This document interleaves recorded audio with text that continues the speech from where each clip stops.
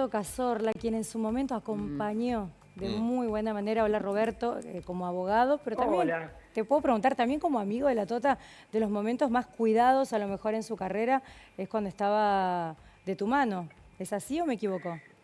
Mira, la verdad es que yo no puedo adjudicar, pues la historia de la Tota Pero fue tan lograste grande. Vos internarlo, recién ¿o no? Sí, yo logré internarlo con la ayuda de Coco, con la ayuda de su hija, dos personas que siempre estuvieron orbitándolo porque sabían lo combustible que era de su actividad, como vos lo estabas diciendo de una manera impecable que yo no podría reproducirlo. Él era un trabajador incansable, Sí. pero la noche, lamentablemente, no siempre llega a buen puerto, porque los resultados luctuosos que tenemos se les puede adjudicar a esa actividad nocturna tan compleja, siempre llena de oscuridad, con drogas, etcétera, Excesos. etcétera. Y los Él amigos del era una campeón. persona que Los amigos del trabajaba campeón. con sus angustias, tenía que lidiar con su propia persona porque se angustiaba demasiado porque quería cumplir sus compromisos. El alcohol en determinado momento le fue vedado por la cantidad de pastillas que tomaba, pero yo tengo el mejor recuerdo, te digo con mucho pesar. Yo estoy en Brasil ahora, escuché la noticia y me agarró una angustia enorme, pues yo hace un par de meses que no hablaba con él y sé que no estaba bien. Después de lo que pasó, mira, fundamentalmente fueron dos momentos. El primero, cuando lo detuvieron, ahí verdaderamente él encontró como una especie de piso donde no había estado nunca y se sentía muy extraño. Y el segundo, cuando lo condenaron se le vino el mundo abajo y ahí se dio cuenta que ya su simpatía o la posibilidad de conocer gente ya no lo podía de alguna manera asistir. ¿Me ayudas a recordar cronológicamente cómo fueron los hechos? Porque él tuvo sus denuncias y no fue una sola la mujer que lo denunció. Por violencia de porque, género. Recordemos, la primera fue Fernanda El Vives. caso emblemático es el de Se Fernanda. hizo público. Pero el que llega... Llega la madre. Claro, la madre de su segunda pareja, madre de sus dos hijas menores, son Mirá, las que ¿Cuál finalmente... fue el orden? Digo, porque después lo detuvieron. El orden fue así. Primero fue el de Vives, Claro. el de Fernanda Vives. El de Fernanda Vives, además, más allá de que en el momento en que se conoció públicamente, uno podía entender desde la técnica que estaba prescripto. Digo desde la técnica porque no, con él fallecido, a las personas que fallecen se las sobresee, es decir, abordar temas de cuestiones penales no me parece en este momento lo indicado. No. Sí te puedo contestar Igual, Roberto, respecto a la cronología que fue primero lo de Fernanda es que tiene un hilo, y después lo de Sol Fiache. No es el tema... En importancia. Sí, hoy no es el día para hablar de las causas penales, estoy 100% de acuerdo con vos, pero todo tiene un hilo que ver con su situación de salud mental, emocional, porque también la policía, y esto lo contó hoy Gustavo Gravia, nos cuenta, y esto es oficial, que tuvo un intento de lastimarse el año pasado. Para mí tiene una relación en la repercusión. Todo atado. Saquemos lo penal. Mira, cuando yo llegué a la comisaría, sí, te pido perdón, pero no era que yo no quería hacer una valoración respecto a la causa penal. No es no hablar de las causas penales, hablo de lo que necesites, Pamela, pero no hacer valoraciones. Pero eso le afectó muchísimo. Eso fue lo que... Fue terrible, porque Fernanda fue como una espada de Damocles que lo persiguió cada vez que él quería conseguir. Por eso digo, no es que no tenga razón o sin razón. Cada vez que él quería conseguir un contrato, de hecho fuimos juntos a Paraguay, cada cosa que intentamos hacer y que le iba bien, el último momento siempre estaba de alguna manera eclipsado por reclamos de índole de violencia de género. Entonces, la verdad es que él, yo te digo, te doy un solo ejemplo. Cuando entré a la comisaría en Vicente López, él se estaba tragando el papel que le estaban notificando la formación de la causa en su contra. Literal, esto que estás contando es gráfico, se estaba comiendo el papel. Sí. Literal, cuando entré yo se lo estaba tragando. Entonces, te puedo contar cosas que he vivido con él que han sido imborrables, pero la realidad es que yo me quiero quedar con esa sonrisa, con esa alegría. Sí, porque con el laburo, pero si bien tenía que ver con algo en su salud mental. Saquemos ya a Fernanda. Había algo, digo, completamente. por algo. Además, pues cae Había preso algo, por algo él robo. también Claro. Digo, por resguardar a las menores es que les piden que no tenga ese contacto, que tal vez se podría haber mantenido con un profesional presente. Está bien, lo que pasa es que a diferencia de otros con los que hemos hablado esta mañana, que quizás o son más cautelosos o no quieren ir mucho más allá, el doctor Cazorla aclara, a ver, te lo pregunto directo, Roberto, ¿a vos no te sorprendió la noticia? Por lo pronto la hipótesis central de la noticia, que es que él haya producido un autoatentado contra su vida. A mí no me sorprendió. Claro. ¿Pero por qué? A mí no me sorprendió. Puedo decirlo con una tristeza enorme, pero porque, bueno, puedo decir que hay ídolos que se agotan de cuando no están en el momento de esplendor, se asfixian, se autoasfixian, porque una persona del medio lo único que quiere estar es en el medio y mostrarse sonriente, con los brazos abiertos, abrazando a todo el mundo y trasladando o dando cariño por parte de la tota. Sí. Ya cuando está con una condena, con un periodo de detención, con una cuestión agobiante como puede ser la falta de recursos económicos, eso es muy difícil de contraponer. ¿Y él cómo estaba? Una realidad crudísima. ¿Él cómo estaba en lo económico? Porque en lo anímico tenía vaivén, es una persona que es declarada como bipolar, por más que se muestre contenta, tiene ese desequilibrio permanente. ¿Cómo estaba él en su vida en lo económico?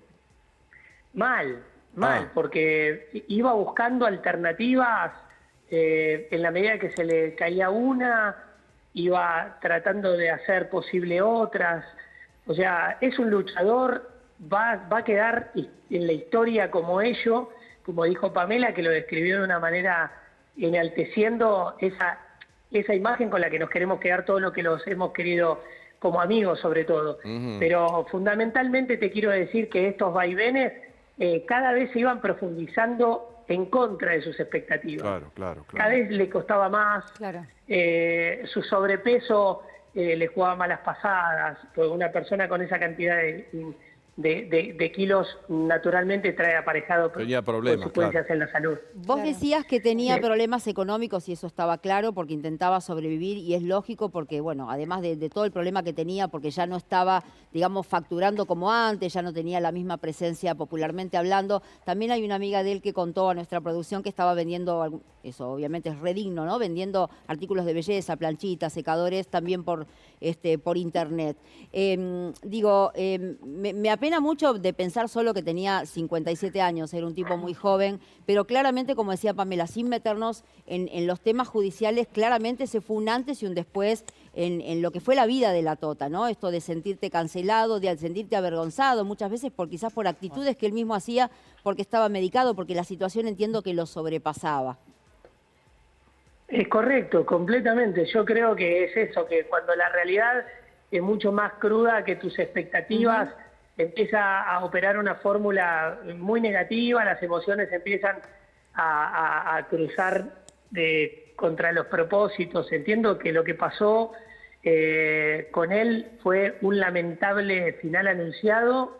Entiendo que la angustia que lo gobernaba, por lo menos en el último tiempo que he estado, lo encontró en un punto crítico en el momento en que escuchó la sentencia. Si bien yo no fui el abogado que lo asistí, porque bueno, habíamos tenido alguna diferencia y yo preferí quedarme con su amistad y le dije, mirá, yo voy a buscar cualquier alternativa para ayudarte, pero prefiero quedar como amigo, Dani, porque teníamos discusiones donde él no entendía la importancia de lo que iba a ocurrir si íbamos a juicio, y efectivamente los años que le impusieron daban cuenta de que la alerta esta que yo le estaba poniendo sobre aviso, pues ya que sea la Tota Santillán, no se le perdonan delitos en una situación donde hoy no se puede perdonar determinadas circunstancias. Claro.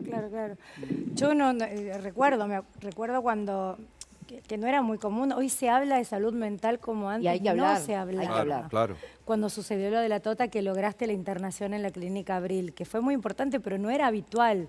Era, cuando algún famoso tenía algún tema, no se tapaba, no se contaba. Mirá, te quiero decir una cosa importante respecto a la internación, Pamela, ya que me vino a la cabeza. En ese momento fuimos muchos los que operamos, siempre con la coordinación de Coco, del hijo, estaba el juez Cruciani. el juez Cruciani, que era amigo de él, con el que nos juntamos, estaba Osvaldo, que era un policía retirado también, todos presentando escritos, buscando la manera de que nos autoricen judicialmente el ingreso con la firma de los 2 hijos. Buscamos la manera de que él tenga la contención ahí en el Centro Abril, en la Clínica Abril. Estuvo un tiempo, recuperó su buen humor y después, bueno, una vez que salió a recuperar su economía. Pero ¿por qué, Roberto, por qué lo intentaron y terminaron internándolo? ¿Cuál era el problema ahí? ¿Un tema de adicciones? ¿Un tema qué? No, había un cuadro, había un brote psicótico determinado, había un curso emocional que se había disparado en el momento en el que entra en el famoso Todo por 2 pesos de Vicente López, que él pierde en tiempo y espacio su ubicación, y todo lo que pasa, el resto ya lo conocemos, que lo esposan, que lo tiran al piso, que lo lastiman, que lo golpean. Pero además, digo, por una cuestión también de autonomía y de seguridad personal, ¿no? Física y mental de él, y también de la gente que lo rodeaba, salir a la vía pública medicado, con un problema complejo, digamos, perdiendo un poco el sentido y la orientación, es un problema. No digo, sí, hay gente mira, que... no estaba probado que él fuera peligroso para tercero o para sí. No hablo de peligro, sí, pero ¿No sí estaba de... probado? Digo, pero No. él, A ver, la situación por la que lo que lo internamos es por esta antesala del brote psicótico, y que no sabíamos si se podía reverdecer, pero el resto fue como si te lo pudiera determinar en un intervalo lúcido. Ahora, cuando él intenta... luego de que... Cuando él intenta robar en un bazar, estamos hablando de algo básico, ¿no? Digo, es un momento de desesperación, no estamos hablando de que quiso asaltar un banco, estamos hablando de un bazar, como si yo dijera que entra a un supermercado chino. Digo, claramente estaba en un estado de desesperación, económicamente hablando, más allá de su Pero cuadro de salud. tenía como para comprar lo que... O sea, yo, si a mí me preguntan hoy, sin él que pueda decir lo contrario, lo que quiso hacer él... llamar la atención de todos los medios de Argentina, Claro. En un grito de desesperación que no podía ver a las hijas. Él lloraba todos los días porque no podía ver a las hijas. Los trámites de revinculación han sido muy complejos, él ha prestado toda la colaboración posible, pero hay que interpretar que no era una persona que estaba en 100% en el dominio de sus cabales, de sus emociones, porque ya tenía una especie de ciclotimia o versatilidad en sus momentos. De repente lloraba, de repente estaba muy alegre, de repente se enojaba con alguien, de repente decía este era un fenómeno, imitaba una voz de otro, entonces estaba como pasando de personaje segundo tras segundo. Y eso da cuenta de que no estaba en un momento psicoemocional estable, digamos, pues no soy ni médico ni psicólogo para calificar, pero sí te digo desde lo que yo pude ver. Es que me parece que este sería el cierre para entender todo el contexto.